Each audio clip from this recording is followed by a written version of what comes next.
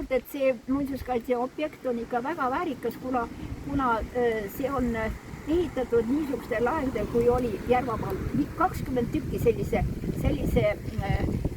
mõistika sooviga tehtud väga arhitektuuriliselt huvitavad hooned ja järele on Ambla ja siis Albu. 2 tükki on ainult järgi. Teised on hävinud. Selle tõttu oleks vaja seda eriti ikka rõhutada ja võib-olla kirjutada sellest ja kõik nii, et sellele omanikule tuleb ikka südamele koputada, et see ei ole niisama.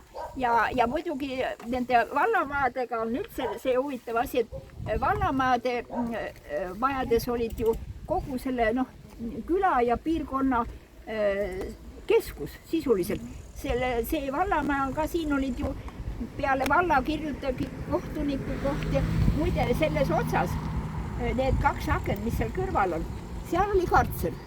Mina mäletan seda, kui veel oli kartser ja siin oli tehtud nüüd WC, kui ükskord me kasutasime seda ka veel. Ja siis minul jälle meie perekonna tuttavad siin mitmed töötasid, siin oli siis selle korterid olemas, siis oli vallavanema koht ja vallasekretärid vahetusid üldse üle Eestimaa. Alguses oli need mõistlikult panid neid paika, sest nad olid natuke rohkem haritud, nad olid koolitatud, oskasid kirjutada, vallasekretärid, vahel oli niimoodi, et vallasekretär täitis ka kohtuniku kohustusi. Aga kui jälle oli juba küllalt pikka aega olnud, siis tekkisid kohtus käimistega suured tülid ja siis paigutati sagedasti neid vallakirjutajaid ümber teistesse valdadesse. Me teame, Eestis küllaltki kaugele läksid nad oma kodukantidest koos lastega ja kui ma vaatasin neid andmeid, kui palju siin on vallavanemad olnud, siis alguses olid vallavanemad ikka päris pikka aega, mitu aastat olid kohal ja siis hakkas tulema see ajajärk, kus järjest vahetusid ja nõukogude ajal oli juba niimoodi, et praktiliselt iga mõne aasta tagant vahetati jälle uus inimene välja. Et see liikumine läks niisuguseks, kes need uued inimesed tulid, need ei kohanenud ju enam. Ja see juhtimine läks ju ka selle tõttu labiilseks ja kõik käest ära. Nii et see huvitav nähtus.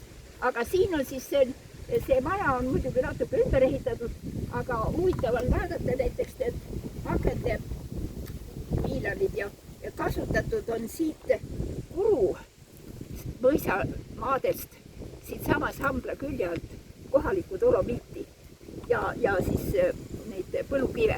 Et seda materjali on siin koha pealt kasutatud ja siin valmistatud ja ma olen siin sees käinud, siin on väga huvitavad alles need vanad joonised ja maalingud seintel ja laes ja see ruumide asetus ja põrandalauad ja siin on nii palju huvitavat, et minul on täitsa kahju, et kui see eraomanik on muinsuskaitse läbi lõhki, siis ta võib küll kuulsaks saada. Sellega võib ta täiesti teha turismiobjektiks.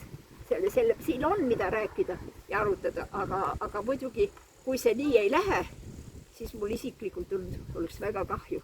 Aga siin on palju kuulajaid võib-olla, et toetate neid üldisi mõtteid, et võtame mingi hoiaku, et see uus omanik sisse elaks, sest Raplamaa on ka väga kultuurikesklempene ala ja kui sealt on tulnud inimesed, siis võib-olla on mingi lootus veel.